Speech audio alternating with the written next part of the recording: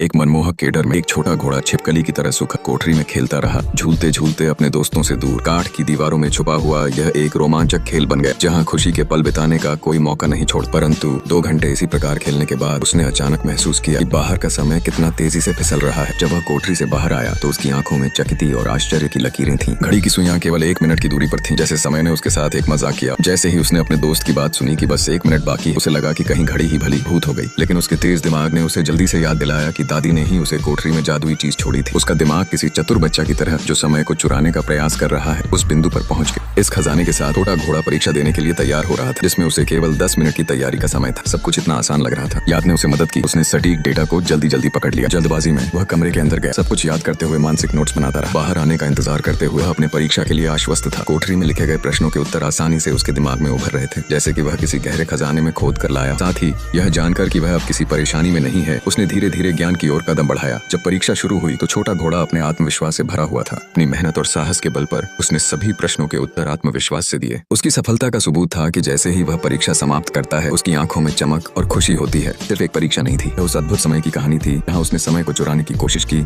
और विजेता बना। रुक जा मेरे दोस्तों, अभी कहानी खत्म नहीं हुई है। उसके पहले वीडियो को लाइक करना और चैनल को सब्सक्राइब कर देना। आप लोग वीडियो देखकर निकल जाते हो, चैनल को भी सब्सक्राइब नहीं करते हो मेरे दोस्त। सहपाठी ने देखा कि छोटे घोड़े की दाढ़ी इतनी बढ़ गई थी कि वह उसके असामान्य रूप पर हैरान हो। जैसे ही उसने स्नातक परीक्षा पास की और पहले स्थान पर आया, एक सपना उसकी आंखों में खड़ा हो गया। 500 दीवारों के भीतर उसकी कल्पनाओं का एक नया संसार शुरू हुआ, जहां वह जीने और काम करने में रुचि रखने लगा। लेकिन इस उत्साह के साथ एक रहस्य भी था। जब वह काम से लौटकर जानकारी कोठरी की सीमाओं के भीतर गहराई में डूब जाता था। कोठरी ने उसे समय का एक नया अर्थ दिया। बाहर लोग उनकी अनुपस्थिति के 1 महीने बाद भी चकित थे, लेकिन घोड़ा रात भर अपनी मेहनत में लगा रहता था। बॉस के सामने वह सुपर पावरफुल व्यक्ति की छवि में बदल चुका था, जिसके लिए कोई भोज उसकी सराहना करने के लिए रखा गया। लेकिन वह उस समय वॉशरूम में था जब उसे अपनी सफलता का एहसास हुआ और आईने में देखते हुए एक पल को अपने आप से विस्मित हो। लेकिन इधर तनाव और थकान उसे घेरने लगी। एक बीमार पैर सफेद बालों में बदल गया। उसका मन फिर से उन अनदेखे क्षणों में खो गया। समय की गंभीरता ने उसे जगाया, एहसास करते हुए कि उसके दिमाग से बाहर जाकर उसके बेटे की खुशी में कमी आ रही थी। जमीनी ताकत ने उसे गिरा दी जब उसका मित्र उसे बिना सोचे समझे थपथपाया। जांच पूरी होने पर डॉक्टरों ने उसे समझाया कि यह एक बूढ़ा आदमी नहीं, बल्कि महज 28 साल का युवा है जो गंभीर बीमारियों का सामना कर रहा है। जादुई कोठरी ने बाहरी दुनिया को धीमा कर दिया, पर हर बीता हुआ पल उसके जीवन से निकालता चला गया। वह गहराई से समझता है कि इस तरह से अब और नहीं चल सकता। बड़े सौदे का सपना देखते हुए कोठरी को अलविदा कहने का निर्णय लिया।